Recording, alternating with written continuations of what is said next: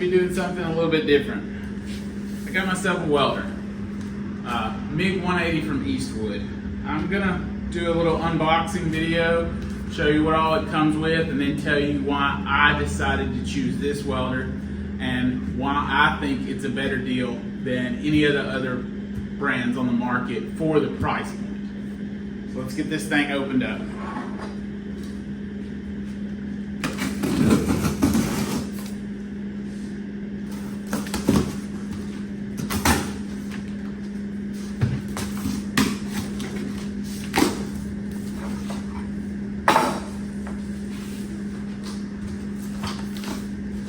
First thing we come to, instructions.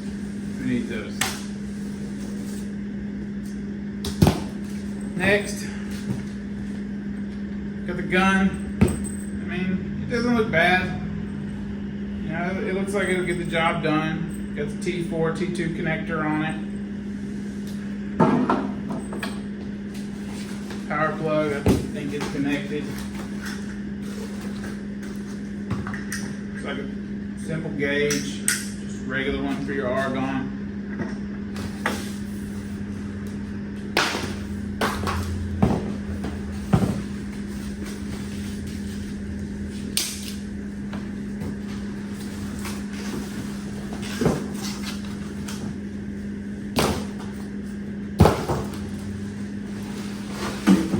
Incredibly light. I was not expecting that. The box wasn't that heavy, but honestly, the welder itself is really light. More packing materials. One more box.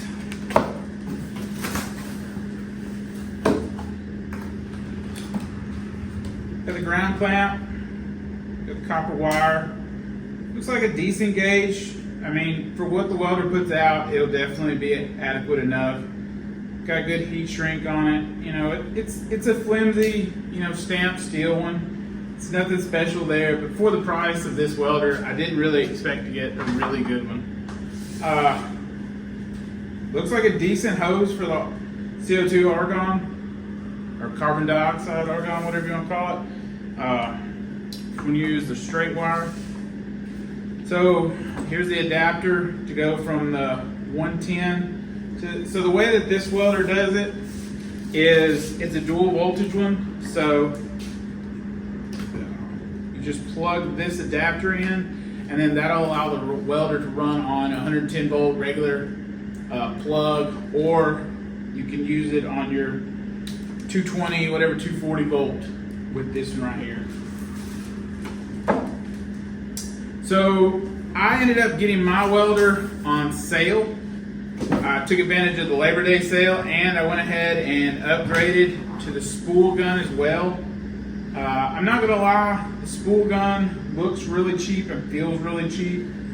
But as I don't plan to do a whole lot of work with it.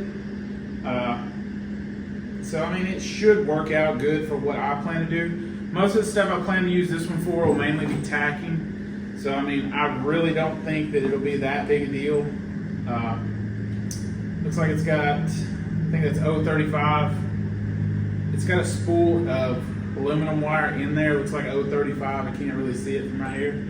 But it's got the same plug-in like the T4, T2 plug-in, and then you just plug it in like that into your welder whenever you're ready to use it. Instructions for the spool gun, as well as some extra tips. I don't know if these are extra tips for the spool gun itself or if they're just for the welder in general.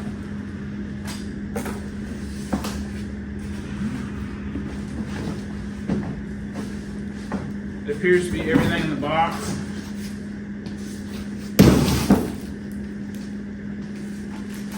Let's get this down here.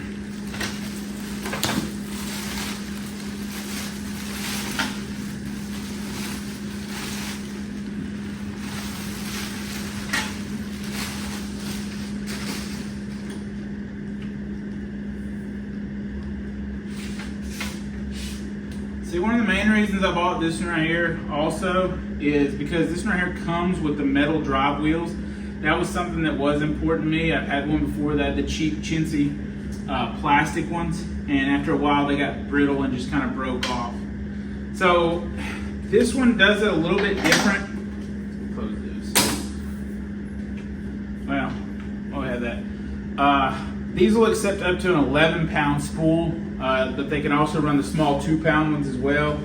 Here you've got your suggestion chart of, thicknesses of metal, what voltage and what wire speed and everything, depending on what you're using to weld at what process. You've got the regular MiG for the straight wire and the gas, then you've got your flux core wire, and then you've got the settings for the aluminum right here as well.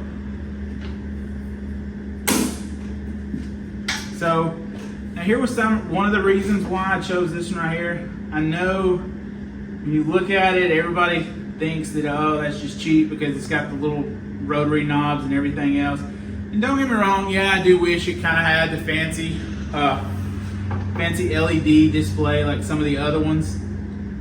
But it's very easy to change. So like right here, if you want to do it, so in aluminum, I haven't looked for sure, but I'm pretty sure all they do is you plug this in to where it goes into the instead, so you choose between the positive and the negative for how you're going to weld it. And I'm pretty sure on the on the regular steel you're going to use the positive, and then on the aluminum I'm pretty sure you just plug it in instead of having some sort of switch or having to go in there and change it manually. Like some welders, you have to actually take apart the machine and swap them over to be able to use the spool gun. So I really like that this one right here, you just simply plug it in, turn it, lock it in, and then you would plug in everything, and then your negative will go to there, and then your machine will plug in like that. Your actual spool gun or your MiG lead will plug in like that, and then you've got this right here, which would go down into there, into your little T4. T2 and T4 basically is just 2-touch or 4-touch. So like when you're wanting to weld a really long weld and you get tired of holding that button down. So now one of the reasons that I looked into this machine over the other ones. So I looked at a lot of machines. I looked at the Yes Welder, I looked at the Everlast, I looked at Harbor Freight really hard. I really considered the Harbor Freight machine. It was kind of in my price range as well. At first, it seems cheaper than this one. The other advantage I had on that one is I have a Harbor Freight credit card. So I was just going to put that debt on a Harbor Freight credit card, whereas this one I actually had to pay cash for it. I'm not sponsored by Eastwood or Everlast. I do own an Everlast 256 TIG stick and plasma machine. So that was another reason that I was really looking into that machine, because I really thought that maybe I could kind of stay brand loyal and everything else. But ultimately, this one right here gave me the most bang for my buck. At the price point of what these all were, I got more machine and I got more warranty by going with the Eastwood. The Eastwood has a 3-year warranty. So the Harbor Freight, you can get a longer warranty by re-upping your warranty and keep going with that. But I want to say it was like $100 and something for the extended warranty, maybe like $120 or something like that. I'd have to look again, but it brought the price of the Harbor Freight machine over the Eastwood. Now you will be able to extend the Harbor Freight warranty basically indefinitely if you just keep paying the extended warranty every time it runs out. But the problem that I've seen was that anything that I've had from Harbor Freight, and I'm not against Harbor Freight tools. I have a lot of Harbor Freight tools. But the thing that I see is that you either get it, you pay for the warranty, and it lasts, and you never need to use the warranty. And in my experience, it's like the warranty expires and I never got to use it. And so what? Then I pay again? Well, now I'm at the price of just buying the tool again. They usually come with like a 90-day warranty, and in my experience, they either die before the 90-day warranty expires, or they last for a very long time, and it's just not feasible to buy another machine. It's just not worth it. Or buying another warranty, you pretty much are right there in the same part of where if it lasts for 2 years, it's probably going to last for 4 years. And so by the time you would have done the warranties, you probably could just buy another machine straight up. Everybody that I've seen had good reviews on this one. A lot of people liked it. One of the main selling points for me is I saw people run them on Predator generators. I currently have a Predator 9500 generator. I think it's like 6700 watts RMS or whatever, just regular running, and then at peak at 9500 or whatever.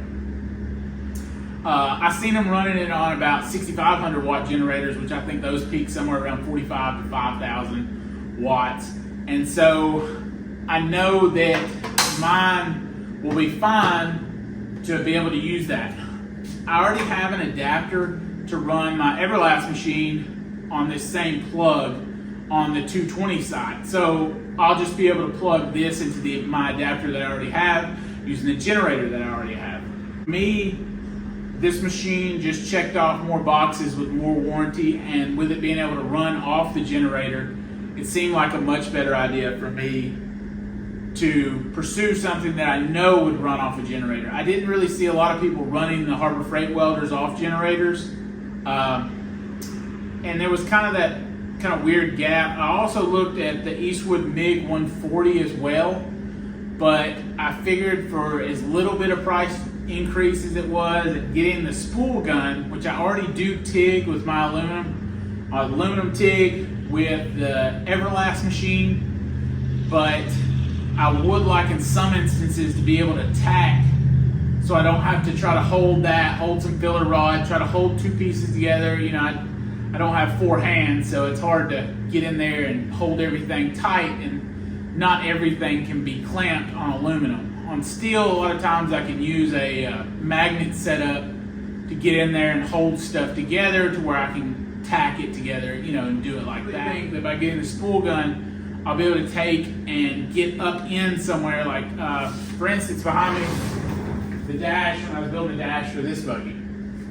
I had to get in some pretty weird spots and use a lot of tape to hold stuff up to where I could get in there and clamp it. So that was one of the big selling factors for me. At the time that I bought this, I was able to take advantage of the Labor Day sale, which all said and done, the sale they were running on the welder itself brought it to like $650 with the spool gun, and then I was able to use, I think it was an extra 20 or 25% off for Labor Day, which got it down to $603 to my door.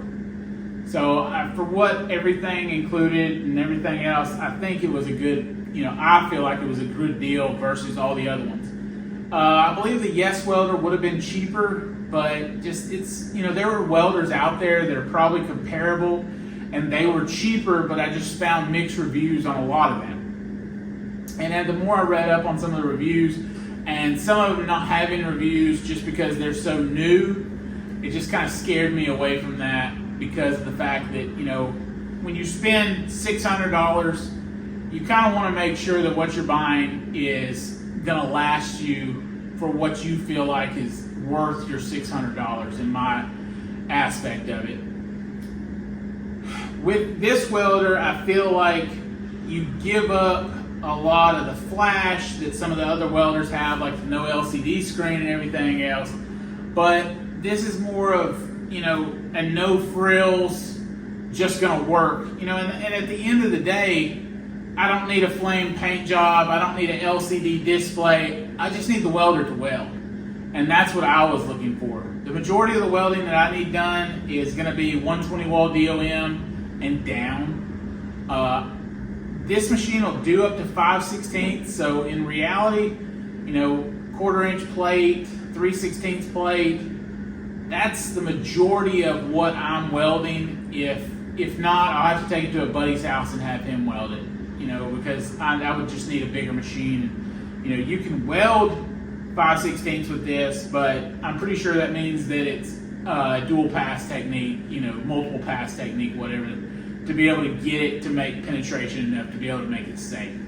But from what I understand, I'll be able to weld 120 wall stuff in single pass, and that's fine with me, and that's kind of my bread and butter of where I live and the things that I work on. A lot of it's the roll cages for razors, Jeep, buggy type stuff, brackets onto tubing. So most of my stuff is either plated 1/4 inch, it's doubled up 1/4 inch, like link tabs, or 1/4 inch base with then like a 1/4 inch gusset on it. So that would all fall into being able to weld with this machine on there. Complaint that I do have, I like that the cord is to the right side. I'm not really a fan of putting the on-off switch in the back, because usually you have your bottle right here, you're going to mount it on a cart, and you have your bottle right here. That is one complaint I have, is right here. The gas right in the middle, because on every cart that I've ever owned, here's one that I bought for this welder. This is not an Eastwood cart. It's just a Harbor Freight cart, and I mean, it's not going to be ideal for it, but it fits on there. It fits pretty good, but your welding bottle is going to go right here. So with it coming out right here at the end, it's going to go straight into the bottle. No matter, and even the Eastwood cart that is basically made for these is going to have the same problem. I really just think that whoever designed this should have either put it here to the right, preferably to the right somewhere. I'm sure there may be something inside that's why they chose this. I'm not going to take the machine apart to find out why they did it this way. I just feel like that a better solution would have been to put it on one side or the other, so it's not in the middle of the bottle, so to speak, and you could cheat it. You could cheat the welder one side or the other, because I feel like it's not going to be able to make this curve as it comes out, because I'm going to have the hose coming out running right into the bottle. So I feel like they should have probably thought about that better, because I mean, surely they had to put it together and see when they did it on their cart, oh, my hose doesn't make a 90-degree turn when it comes out of here. It comes straight out into the spot that my welding gas is supposed to do. And it's just one of those things that just kind of gripes me. It's not the end of the world. I can scoot the machine up, but then it'll hang off even more than it already does. Granted, this cart's not made for this one specifically, but still, even the cart they make, it would hit as well. The rotary knobs, at least they are infinitely adjustable in their range. You can, go between, there's no detents. I think it was the Lincoln that I looked at. It had detents like 1, 2, 3, 4, 5, 6 as setting options for you, and they were a set voltage at that percentage right there. Maybe soon I'll get my welding bottle full and I'll load a new spool of wire in it, and we'll see. I'll be able to do a review after a little while of welding with it and give you an idea, and maybe I can give you a video of how it actually worked once I got everything together. Thank you for watching.